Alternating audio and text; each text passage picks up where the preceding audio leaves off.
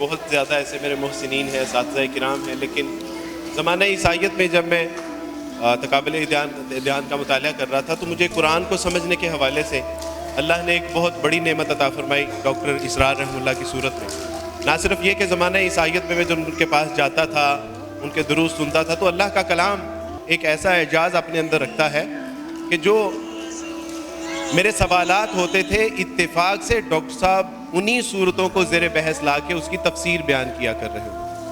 Doctor صاحب سے ملاقات ہوئی، کچھ اعتراضات و سوالات رکھے تو ڈاکٹر صاحب نے ان سوالات کو پوچھ کے ان کے جوابات دیے اور ایک بات کہی۔ انہوں نے کہا کہ بیٹا انشاءاللہ ایک دن تم مسلمان ہو جاؤ گے۔ تو میں نے کہا کہ ڈاکٹر صاحب آپ کیسے کہہ سکتے ہیں؟ تو انہوں نے کہا کہ آنے والا وقت بتائے گا۔ اچھا، پچھلے دنوں آصف حمید بھائی کو میں یہ عرض کر رہا تھا کہ جب آپ اس پہ کتاب لکھیں نا، کہ ڈاکٹر صاحب نے یہ بتایا تھا کہ ایک وقت آئے گا کہ جب افغانستان کے اندر سے امریکہ ذلیل ہو کے نکلے گا۔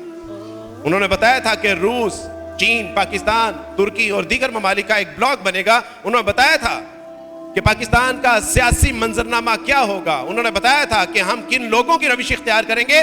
جہاں پہ ان باتوں کی پیشن گوئیوں کے اوپر آپ کتاب لکھیں گی، لکھ دیجئے گا کہ وہ جو آج 6000 سے زائد لوگ مسلمان ہو چکے ہیں، ان کی تعلیم و تربیت اور دیگر معاملات میں حقوق الناس نے جو کردار ادا کیا ہے، اس حقوق الناس کے پیچھے اگر عبدالوارث ہے تو عبدالوارث کے پیچھے ڈاکٹر اسرار رحمہ اللہ کی پیشن گوئی تھی کہ ایک دن تم مسلمان ہو جاؤ گے۔ اور جب میں نے کہا کہ ڈاکٹر صاحب ہاؤ اٹس پاسبل، تو وہ کہنے لگے کہ وقت بتائے گا۔ اور آج وقت نے بتا دیا کہ اس درویش کی پیشن گوئی ایک فرد کے لیے نہیں بلکہ 6021 لوگوں کی، نہ جانے یہ سلسلہ کہاں تک چلتا ہے۔ آج ڈاکٹر صاحب تو ہم میں موجود نہیں ہے، لیکن سچی بات تو یہ ہے کہ ڈاکٹر صاحب ہر لمحہ ہمارے اندر موجود ہیں۔ کوئی ایسا دن نہیں، کوئی ایسا ہفتہ، کوئی مہینہ، کوئی لمحہ ایسا نہیں ہے کہ جس دن ہم ڈاکٹر صاحب کو دیکھتے نہیں ہیں، سنتے نہیں ہیں، سیکھتے نہیں ہیں۔ گو کہ وہ جسمانی طور پہ ہمارے اندر موجود نہیں ہے، لیکن آج بھی وہ ہمارے اندر موجود ہیں۔ ان کے علوم و فنون، ان کی تعلیم و تربیت کے انداز، ان کا تفسیر قرآن اور ان کی اولاد ہمارے اندر موجود ہیں۔ میں استاد جی محترم آصف حمید صاحب سے گزارش کروں گا کہ استاد جی ڈاکٹر اسرار رحمہ اللہ کی خدمت میں ایک ایوارڈ ہے جن کو ان کے حقیقی بیٹے وصول کریں۔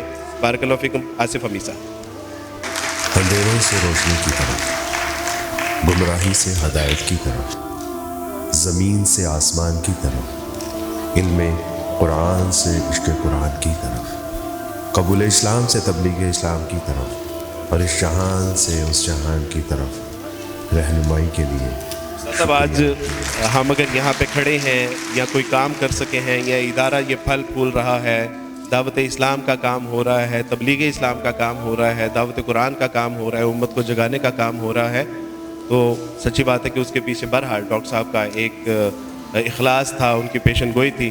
اور آپ لوگوں کا بہت شکریہ کہ آپ لوگوں نے بھی اپنے سگے بھائیوں سے بھی زیادہ عزت دی، پیار دیا، اپنوں سے زیادہ جو ہے وہ خیال رکھا، اور آج میں یہاں مقام پہ ہوں۔